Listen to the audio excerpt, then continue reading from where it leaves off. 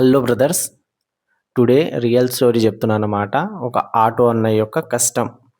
అయితే ఆటో అన్నయ్య ఏం చేసిండంటే ఒక బుకింగ్ తీసుకున్నాడనమాట ఒక ప్యాసింజర్‌ది.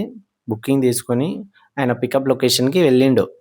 అయితే ఆ ప్యాసింజర్ ఏం చేసిండంటే ఒక పెద్ద అపార్ట్మెంట్‌లో ఉంటాడనమాట. ఉన్నాడు. అంటే మేమేం చేసినా లొకేషన్ దగ్గరికి పోయి నిలబడ్డాం.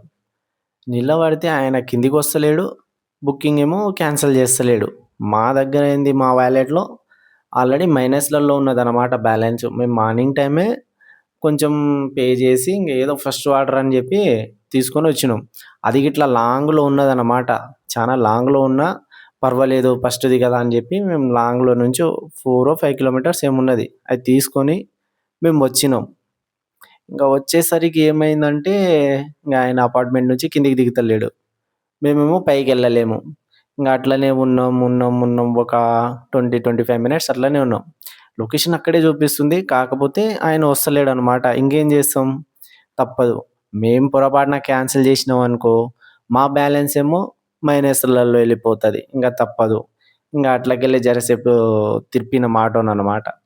ఇంగ అట్లకెళ్ళి తిప్పినాం. అట్లకెళ్ళి ప్యాసింజర్ ఎవరైనా ఎక్కుతారేమో అంటే ఎవరు ఎక్కుతలేరు. ఇంగ అట్లనే తిరిగి ఇంగ ఆఫ్టర్‌నూన్ అయిపోయిందనమాట ఆడికే. మా దగ్గర వేరే ఆప్షన్ లేదు. ఇంకేం చేస్తాం?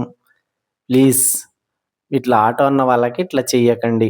మీరు క్యాన్సిల్ చేసుకుంటే క్యాన్సిల్ చేసుకోండి. లేదు ఎళ్ళాలనుకుంటే ఎళ్ళండి. కానీ ఇలా క్యాన్సిల్ చేయకుండా అట్లనే ఉంచితే వాళ్ళకి రాదనమాట. ఇంకో బుకింగ్ రాదనమాట. ప్లీజ్ ఇట్లా చెయ్యకుండా ఆటో అన్న వాళ్ళకి కొంచెం సహాయం చేద్దాం. ఏమంటారు? ఇలా మీకెప్పుడన్నా జరిగి ఉంటే నాకు కామెంట్ చేయండి. ఆటో అన్నలు మీకే. Thank you.